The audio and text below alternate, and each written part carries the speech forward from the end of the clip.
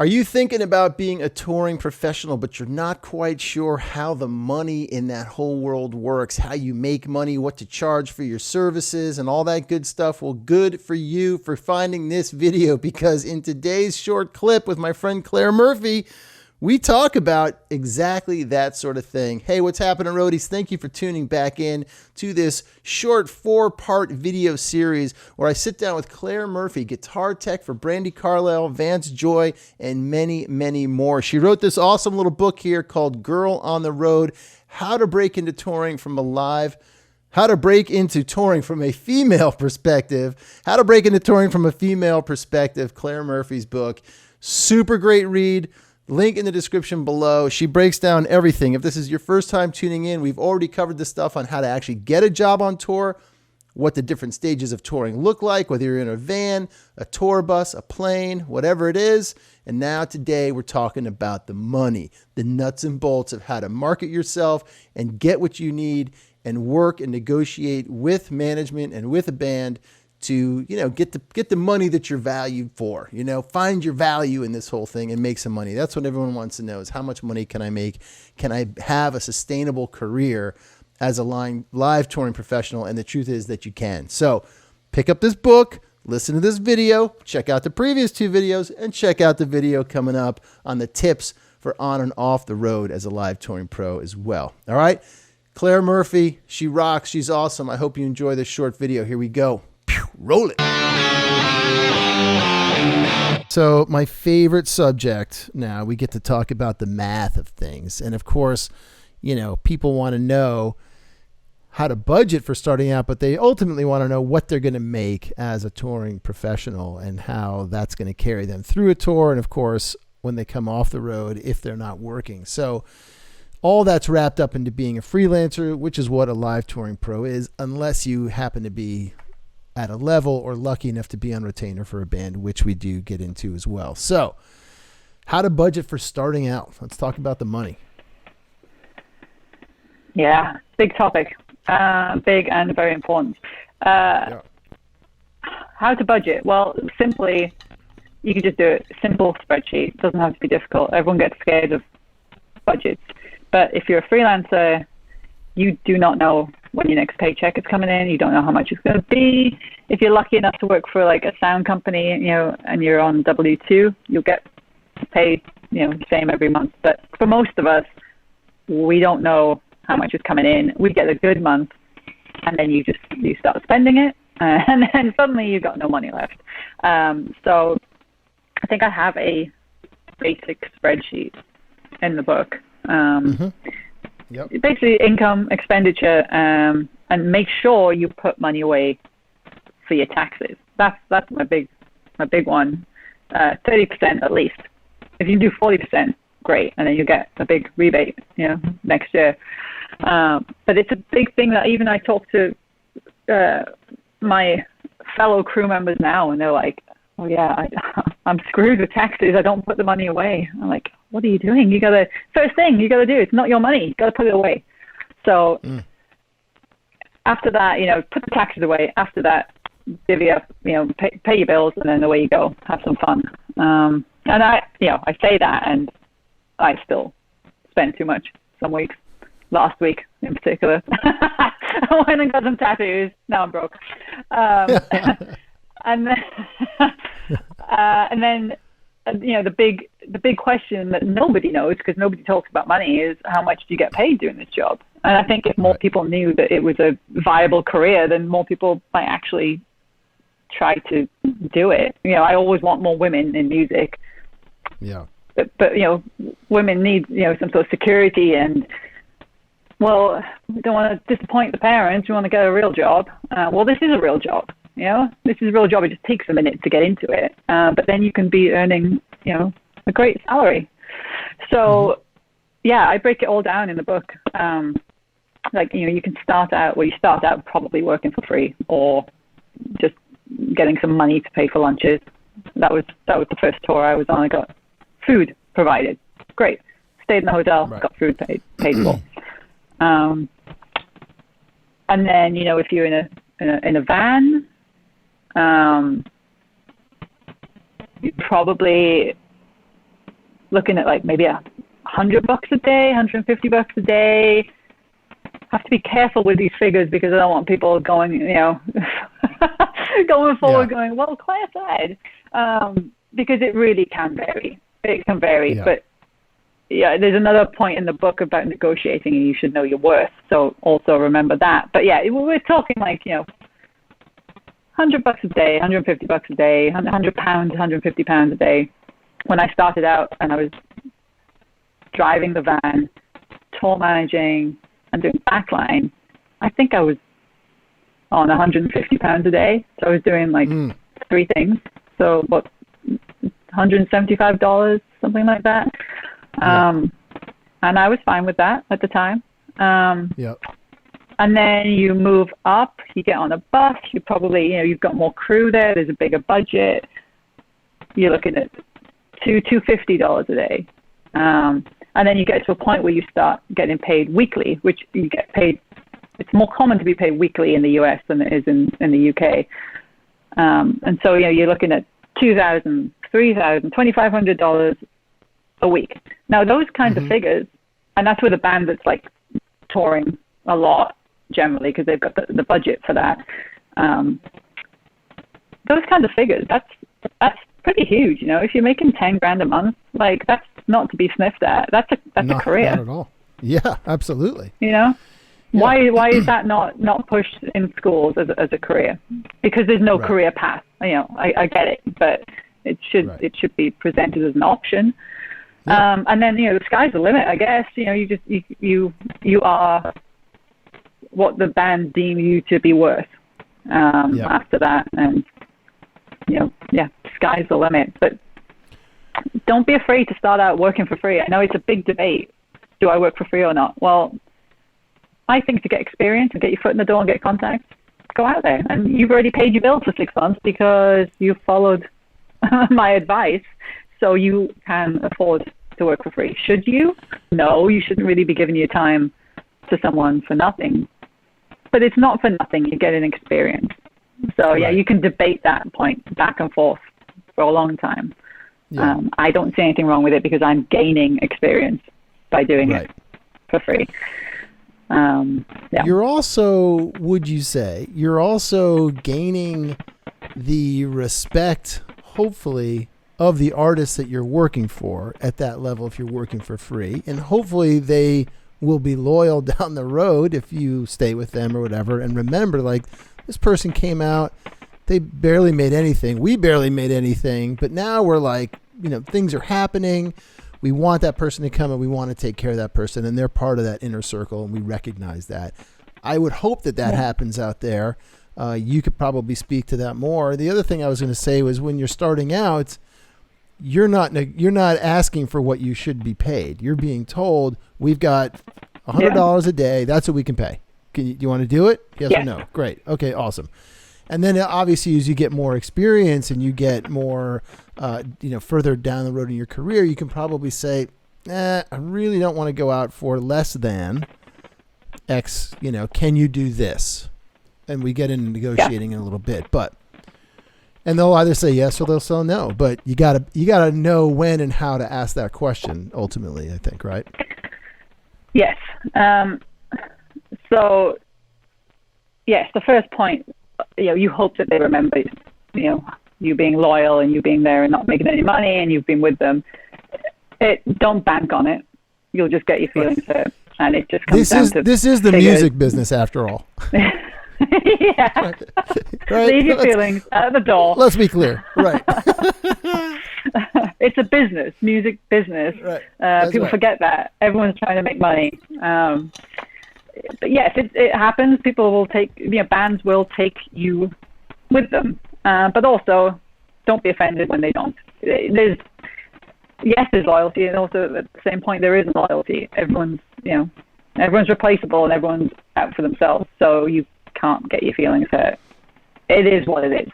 You just have to do the best job, and again, be indispensable, and someone else will pick you up. But at the beginning, it's hard to remember that because you're like, well, I've worked so hard for these people. It's not always in the artist's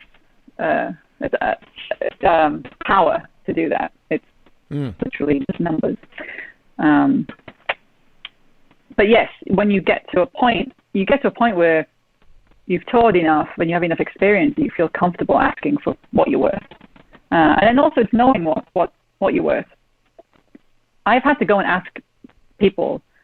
It's really uncomfortable, but I've been like on when we're doing support, someone's got a big headline. I'm like, can I ask you what you pay, what you're paid? I know no one wants to talk about it, especially British people. I'm like, I just want to know, like, if you feel comfortable enough with a person, just want to know what are you paid for this role? What should I expect to get? No one talks about it. No one knows. Like, am I being underpaid? Am I getting paid more than somebody else? And at the end of the day, it doesn't matter, because you need to be comfortable and happy with what you've asked for. And if you are not happy, and if you think you're being underpaid and you think everybody else around you is getting paid more, you're going to get resentful, very quickly. If you feel like, oh, well, I asked for what I think I'm worth, and I know I'm worth, and I've got it, I don't care what anyone else is paid. This is what I need. This is what I've got. But it takes balls. it takes experience and negotiating a lot to get to that point. And you will negotiate a lot as a freelancer, because every time you take a gig, you talk to management and they don't want to pay you anything, especially on the smaller tours. It's like, oh, we're not making any money. Great. Well, that's not my problem. I still need to eat and pay my bills. So, yeah. Everyone should take a course in negotiating. It does get easier. Sure. Yeah. It gets easier. The more you do it. I've found that as a freelancer, as you said, like every time someone calls for a project, video, whatever it is, you got to go through the same steps. I've been doing it for 30 years or whatever. It's the same steps over and over again. You get more comfortable, and then you begin, I think, as you get older or farther along in your career, and I think we touched on this a little bit, you certainly get to a point where you're like, this is what I'm willing to do, and this is what I'm not willing to do.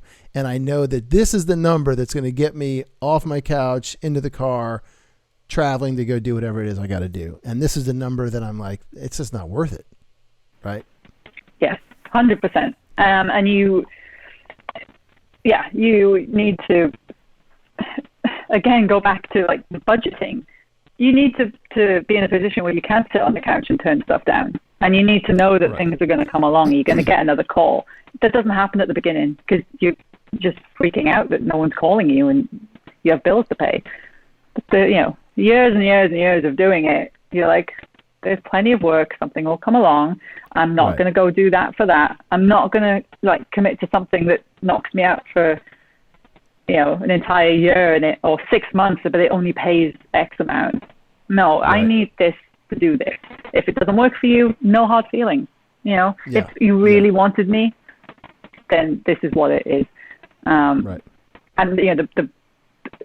with negotiation, the best negotiating standpoint is to not need the gig.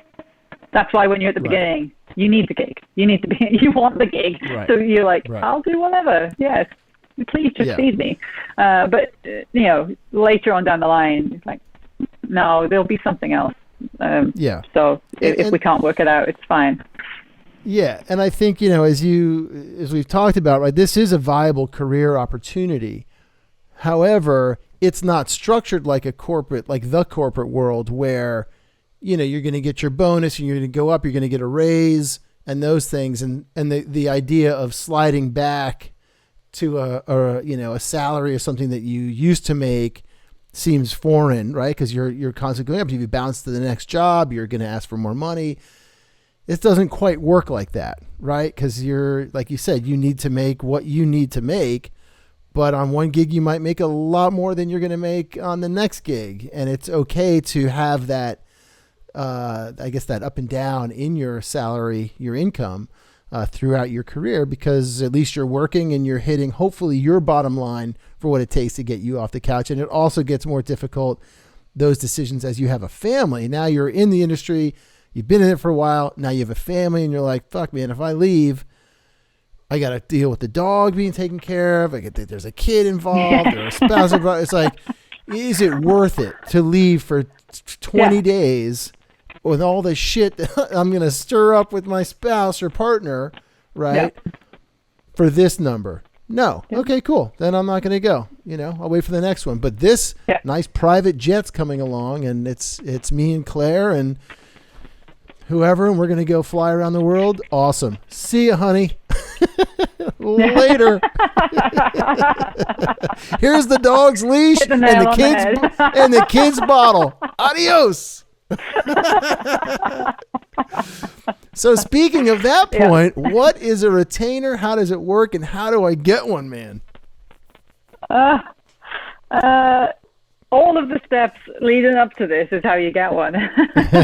Be really good, be indispensable, be everything. A retainer is basically when a band just wants to buy you for a duration of time, and they want you to just be working for them and nobody else. Well, you can work for someone else, but you have to be available for them for a certain time. So like a whole year, say, and they'll either pay you a salary, they'll pay you a set amount of money for the year, or they'll pay you your show rate, your weekly rate when they're touring, and then when they're not touring, it'll be like 50%. So you're indebted to them for a certain amount of time. Whatever they do, you do with them, and it's the dream, really, because it's stability in a crazy business of instability. So, how do you get one?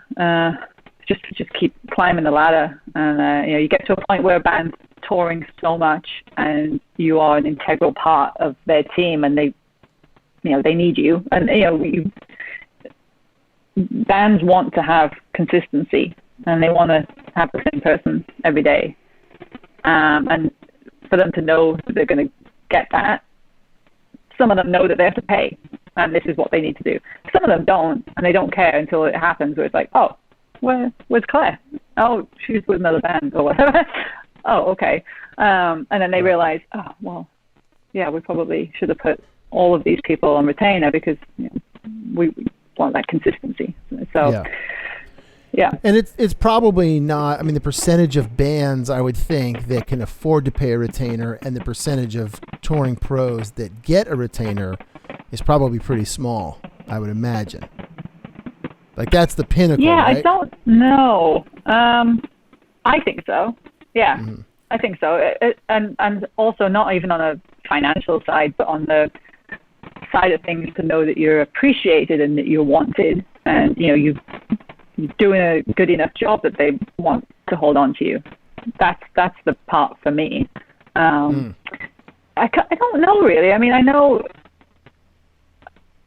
know people on a retainer, but yeah, it was always the goal. Right.